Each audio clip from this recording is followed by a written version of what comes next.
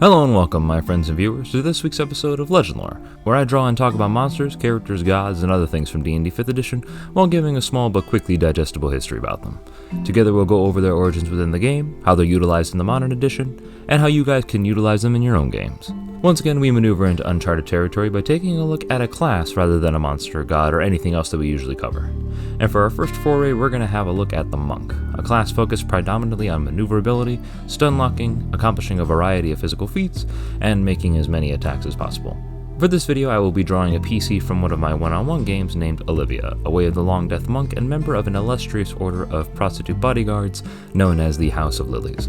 If you guys want to know about her specifically, let me know in the comments and perhaps I'll make a small story time based around her character. But enough of that, let's jump into the nitty-gritty of the monk's mechanics and get a sense of what we're dealing with.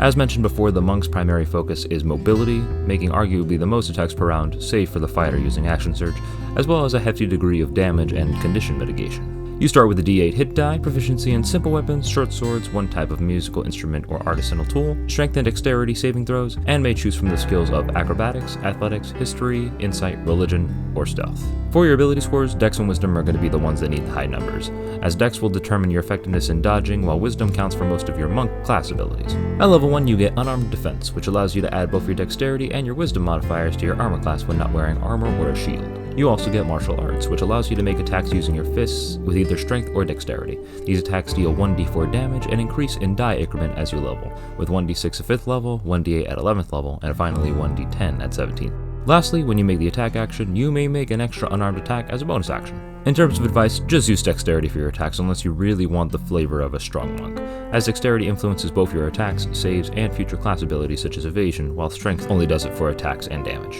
At level 2, you gain unarmed movement and the monk's core ability, Key Points. Unarmed movement simply allows you to get a 10-foot bonus to your movement speed so long as you're not wearing any armor or a shield, and it increases by an additional 5 feet every 4 levels after 2nd level. Now, Key Points is where monks get most of their versatility and effectiveness. You always have a number of Key Points equal to your monk level, and may use them to perform a variety of different feats. You also regain all expended Key Points on a short or long rest so long as you spend 30 minutes meditating. At level 2, you are able to use your Key Points in these 3 starting ways. Flurry of Blows, in which you spend 1 Key Point to make 2 unarmed strikes as a bonus action instead of just 1, but only immediately after you take the attack action on your turn. Patient Defense allows you to spend 1 Key Point to take the dodge action as a bonus action on your turn, allowing you advantage on dexterity saving throws and forcing all attacks made against you to be made at disadvantage, so long as you can see the source.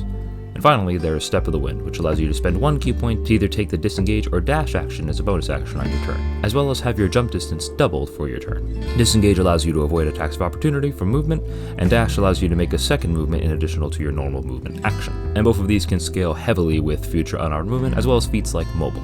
At level 3, you gain the ability to deflect missiles, in which you use your reaction to deflect or catch a projectile when hit by a ranged weapon attack.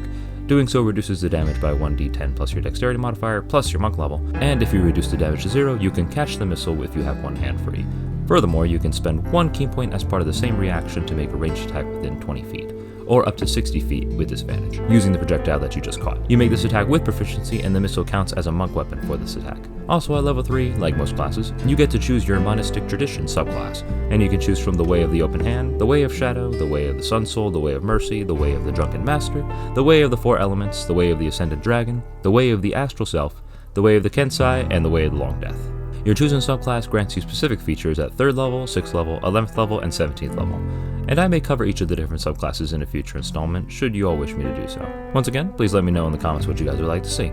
At level 4, you get the Slow Fall ability, allowing you to use your reaction to reduce any fall damage that you take by an amount equal to 5 times your monk level. You also, like all other classes, get an ability score increase or a feat if your Dungeon Master allows it, gaining another increase your feat at 8th, 12th, 16th, and 19th level. At 5th level, you'll get Extra Attack and Stunning Strike, the former allowing you to now make 2 attack rolls when you take the attack action, while the latter allows you to stun a creature with an attack. When you hit another creature with a melee attack, you may spend 1 Key Point to force the target to make a Constitution saving throw. On a failure, the creature is stunned until the end of your next turn, and the DC for the save equals 8 plus your Wisdom plus your Proficiency bonus. For simplicity, just treat it the same way as you would a spell save DC. At 6th level, your unarmed strikes count as magical for the purpose of overcoming resistance and immunity to non-magical physical attacks and damage. At 7th level, you get evasion and stillness of mind. Evasion changes the way that you suffer damage from effects that cost dexterity saving throws, for when you fail a dexterity saving throw, you now only take half damage instead of all of it, and if you succeed on a dexterity saving throw, you suffer no damage instead of half. Still Mind, on the other hand, allows you to use your action to end one effect on yourself that is causing you to suffer from either the Charmed or Frightened condition. When using this ability, I highly recommend using it in conjunction with moving to cover, so you aren't forced to make the save again if it's sight-based or aura-based, and you can provide some extra protection for yourself if you're giving up your action for that turn. At 10th level, you get Purity of Body, which makes you immune to the diseased and poison conditions, as well as poison damage. At 13th level, you get access to the skill Tongue of the Sun and Moon, which means that you can understand all spoken languages, and any creature that can understand a language can understand what you say. Remember to use this ability whenever a Dungeon Master presents the language barrier conundrum around these levels, because I can't tell you how many times monk players forget about it and miss out on information because of it. At 14th level, you get the coveted Diamond Soul, which grants you proficiency in all your saving throws, and allows you to spend 1 key point to reroll a failed saving throw. This shoots the monk's durability and staying power in combat to a monstrous degree, but as always, you don't needlessly need to yeet yourself into danger because you have this ability. Always play smart. At 15th level, you gain the particularly flavorful Timeless Body. You suffer none of the frailty of old age, and you can't be aged magically, though you can still die of old age. Additionally, you no longer need food or water to survive. This doesn't truly provide much of a mechanical benefit, but it does play into the badass senior citizen angle that most monks tend to do. At 18th level, you gain Empty Body, which allows you to use your action to spend 4 key points to become invisible for 1 minute. For this minute, you are considered to have resistance against all damage except for force, and the effect does not end when you make an attack like the spell Invisibility does. It lasts the whole duration, and once again increases the monk's tanking potential against all forms of damage, save for force, and its attacking potential as your attacks now have advantage on those who can't see you. Only creatures who can see invisible targets with effects like See Invisibility or True Sight, or have senses such as Scent or Tremor Sense can bypass this effect. Additionally, you can spend 8 key points to cast the spell Astral Projection, without needing any of the material components. When using key points in this way, you are the only one who projects, as you cannot bring anybody else with you. Astral Projection is a monster of a spell, so I cannot cover it too deep in this video, but it allows for some amazing depiction of meditation depending on the DM, or following enemies into the astral plane should you wish to do so. And finally, at 20th level, you gain access to Perfect Self. When you roll for initiative and you have no key points remaining, you automatically regain 4 of them. And with this level, most combats will eat through your key points very quickly, so this could be immensely helpful. With that, overall the monk's key mechanics focus predominantly on being able to resist saving throw effects, making multiple attacks to damage or otherwise disable their targets, and having monstrous mobility with multiple ways to get around the battlefield in short spans of time, all while making full use of your action economy with abilities that use your bonus action, reaction, action, and movement respectively. At level 5, you can make 4 attacks per round using Flurry of Blows, and you can stack your Stunning Strike on top of it so long as you have the key points to spend. At level 14, you have Diamond Soul and Evasion working for you in the save department, making you stronger against most mental manipulation effects and extra effective against dodging and making dexterity saves. You also have Purity of Body, making you immune to poison damage and the poison condition, 2 of the most common effects that players come across. And come level 18, you'll have the Empty Body's 4 key point effect of having all damage that you suffer minus force damage, and giving you advantage on all of those attacks against those who can't see you, allowing your Stunning Strike and Subclass effects to hit more often. Also at level 18, you can maneuver 60 feet around, combining it with Step of the Wind and your normal dash action, which will allow you to cover a distance of 180 feet in 6 seconds. That's 36 squares in 1 round, which means that you can easily close the gap between you and any archers or spellcasters, and no enemy is going to be able to outrun you again, save for casting spells like Dimension Door or Teleport. With that, let's take a small gloss over the monk subclasses, where I'll give you a brief overview of some of their effects and ways that you can flavor them for your games. First, we have the Way of the Open Hand, which is the most tried and true of the monistic traditions. It deals with the direct manipulation of an enemy's ki and is more in line with the classic perception of a monk. See Pai Mei from Kill Bill for the best reference of what this monk can do. The Way of the Shadow is next, which predominantly features using dark and in the shadows to your advantage. You can teleport through shadows, cast certain spells that inhibit enemy vision, and even become invisible with the right condition of lighting. The effectiveness of the subclass can depend on how your DM is focused on light sources in the game, but it can be very useful and is reminiscent of the classic ninja depictions in shadow art users. My best example for this would be Zed from League of Legends. The Way of the Sun Soul is often called the Dragon Ball Z subclass, as you can fire out blasts of energy in place of your physical attacks. This subclass is focused predominantly on dealing fire and radiant damage instead of physical, as well as allowing the monk to be more viable in long-range combat with its blasts. As I said before, Goku from Dragon Ball Z is the best example of this, but you can absolutely flavor your abilities to appear different than your traditional ki blasts. The Way of Mercy is a very interesting subclass due to its ability to function as both DPS and supplemental healing support for the party. Due to getting all key points back on a short rest, you have the potential to have frequent replenishable healing for your party, as well as the ability to remove nasty conditions such as being blinded, paralyzed, poisoned, and so on, so long as you have the resources to commit to doing so. I personally believe that this might stretch the monk a little bit too thin, with it having to now commit to either healing the party or hurting the enemy, but when combined with the monk's tankiness at later levels, I believe it would be an ideal choice for being able to get down party members out of dangerous areas, and providing some light healing to start before the party's dedicated healer can arrive to do their work. My best example from this class would probably be a more melee-focused version of Ana from Overwatch. The Way of the Drunken Master can be very narrow flavor-wise, with little to draw on beyond having to be inebriated all the time, or in a constant state of drinking.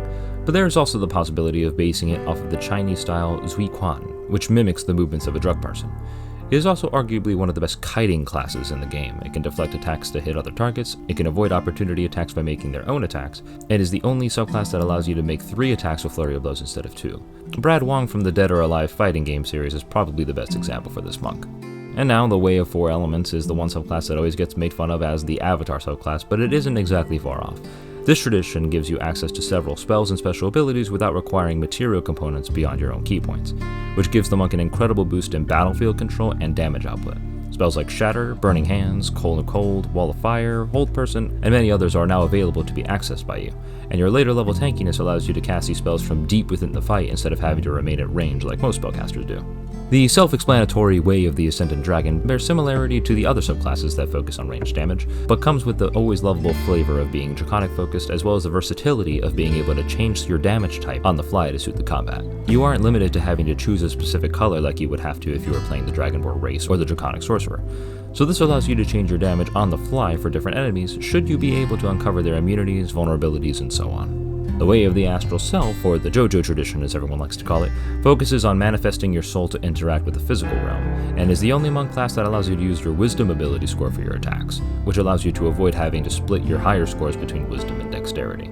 It also comes with several telepathic and telekinetic abilities, as well as strong support and utility skills. Use it for when you wish to tap into the psionic aspects of roleplay in the game world, or if you simply just want to have the stand you've always wanted. The Way of the Kensai is the monk that wields a weapon and allows you to change your monk's melee focus from landing more hits to dealing more damage on hits that they land. You can give yourself bonuses to your attack and damage rolls based on either the need to overcome high AC or a high HP pool, and can bolster your own defenses without having to give up resources such as reactions. While I would identify this as flavor-wise being similar to a samurai, I would say don't limit yourself to that depiction. As such, one of my personal favorite examples would be the Teenage Mutant Ninja Turtles. And finally, we have the Way of the Long Death Monk, which is one of my personal favorites due to its penchant for lifesteal. Your attacks get increases to damage based on how much ki you spend to do it, and taking down enemies allows you to steal vitality from them and gain temporary HP, which makes you extremely useful in taking down multiple smaller enemies or mooks. Also, this temporary HP has no limit to how many times it can be done or how much it can be stacked, nor does it have a time limit save for the traditional long rest reset on most abilities. Use this monk to clean up smaller enemies to build that tanky potential or to deal heavy damage against singular, stronger foes. So with the brief overview of the classes out of the way, let's talk a little bit about general ways that you guys can flavor the monk class. As with all classes, the meat of your character usually comes from your subclass that you choose, but there are other ways to try and make your character unique or otherwise interesting beyond traditional archetypes of the martial artist fighter. The monk class obviously has their roots in Eastern martial arts with a focus on unarmed combat, and I know with the current social climate that we're looking to try and avoid tokenizing certain cultures, which monks can absolutely fall into at times. I try to solve this in my homebrew world by either including entirely original cultures or ones that are a mashing of multiple instead of just trying to recreate one that exists already. You can also feature your monistic order less as a singular entity and more as a part of a larger organization that serves a variety of purposes, of which the monk order is only a small section of. This can be the unarmed fighting style focused strike team of a paladin order, or the martial protectors of a large library that use unarmed fighting as a way to avoid collateral damage for their precious cargo and books, such as the Kobold Soul from Critical Role. There is also the interesting aspect of playing the monk less like an Eastern martial artist and more like the friars of old Europe, something that I wish to do for a PC or an NPC in my own game. In terms of the actual depiction of ki, I like to present it as a form of psionic magic or even soul manipulation. With full disclosure, I'm not well versed in the actual understanding of ki, Eastern medicine, or any of their practices, which is why I do my best to only refer to ki in a mechanical sense rather than an actual world-based concept, which is something that I hope to rectify later on by learning or researching when I have the time. But nevertheless, my characters view using ki as a way to manipulate the souls of others and themselves, allowing them to accomplish great feats by interacting with the world on a level that the arcane, divine, and even druidic magic users cannot access. They have an understanding of their own physical and spiritual form, as well as that of others that transcends the power of magic and gods. which can make monks the paragon of self-perfection and a force to be reckoned with when it comes to the power players of your world. If your dungeon master allows for the use of feats, here are some useful ones that'll be very good for any monk build. The mobile feat allows you to avoid opportunity attacks from those that you attack without having to spend key points to do it, and you can increase your already broken movement speed by an additional 10 feet, as well as get through difficult terrain unimpeded when using the dash action. Sentinel is a wonderful battlefield control feat, allowing you to keep enemies off your friends and get in more attacks per round should they attempt to harm them despite your presence. If you're focused on dealing unarmed strikes or using bludgeoning weapons, the Crusher feat is useful for forcing enemies back 5 feet at your leisure without spending ki, and a critical with either unarmed attacks or bludgeoning attacks against a creature will grant you advantage on all future unarmed attacks made against them, until the start of your next turn. Definitely pick this one up if you're keen on using your fists or possibly a staff. Fey Touch gives you access to Misty Step, which allows you an additional method for escaping grapples and inhibiting spells, and you can use the first level spell that it allows you to pick to choose Hex, which gives you an additional 1d6 damage and forces an enemy to have disadvantage on a chosen ability check. This can make actions like Shove, Grapple, and others easier to land if you choose Strength as the effective ability score. Alert grants you your normal actions on a surprise round, as well as a healthy +5 bonus to initiative to stack on top of your already high dexterity. Use this for a heavy-hitting start to combat using your speed and a flurry of attacks. The Observant feat, while more of a roleplay and skill-focused feat, grants a +1 bonus to wisdom and allows you to read lips, along with granting a +5 bonus to your already high perception. This would be particularly ideal, especially when you get Tongue of Sun and Moon, which allows you to understand all spoken languages. And finally, the feats Durable and Tough both help with hit die HP regeneration and growing your maximum HP respectively, which will aid in the monk's survivability given their low 1d8 hit die. And lastly, we're going to cover some useful magic items that you can give to your monk players, most of which starting out would be any sort of stave or staff. Any of them would be excellent for them to use regardless of whether or not that they only provide physical protective bonuses like the Staff of Defense, are purely damage focused like the Staff of Withering, or focus on providing sheer magical power such as the Staff of Thunder and Lightning. The Winged Boots are an excellent uncommon item for a monk, as it gives you a fly speed equal to your walking speed for up to 4 hours, which can monstrously accentuate your maneuverability and battlefield control from a new vertical perspective. The Bracers of Defense are also an excellent item to have, as they give you a +2 bonus to your AC to make up for your lack of ability to use a shield unless you give up unarmored movement and defense. The Tome of Understanding's +2 bonus to Wisdom will buff your key saves, and the Manual of Quickness of Actions +2 bonus to Dexterity will increase your AC and Dex-based attacks as well, all for no cost except for dedicating the time it takes to read. And lastly, the Dragon Hide Belt is a monk-only item that has a +1, +2, and +3 variant, allowing you to bolster your key saves further as well as regain key points equal to a roll of your martial arts die. Key replenishing during high levels is essential given how fast you burn through them, so definitely be on the lookout for this item and prod your DM a little bit to take a look at it. For our homebrew magic item this evening, we have a personal favorite of mine that I often deploy every time I have a monk player in my games, which I call the Anchorite's Ring. This item gives the wearer access to an additional number of key points equal to their proficiency bonus, and whenever they spend their key points to perform certain actions, these starting key points are the first ones that are spent. The key points offered to them by this item do not replenish on a short rest, rather they replenish on a long rest. It's a simple item that allows the wearer a bit of freedom in resource management in early levels, and it can be useful throughout the entirety of their play as it grows with their proficiency bonus. I've included the item stat block in the description below. So that's the Monk, everyone, a class that I feel definitely requires some time and investment in early levels before its usefulness skyrockets towards 2nd or 3rd tier play. I want to thank all of you guys for watching, and if you guys want to see more videos like this, please like, share, and subscribe, and follow me on Twitter for a chance to vote on the next Legendlore every Sunday. Also, please comment down below how you guys like the Monk. What do you guys think that Wizards of the Coast can do to improve on it? What else subclasses from other editions you guys would like to see make a return? And also, what kind of Monk characters or NPCs have you guys run or encountered in your games? Also, please let me know what you guys would like to see in upcoming videos. I'm always listening, and until then, I'll see you guys next time.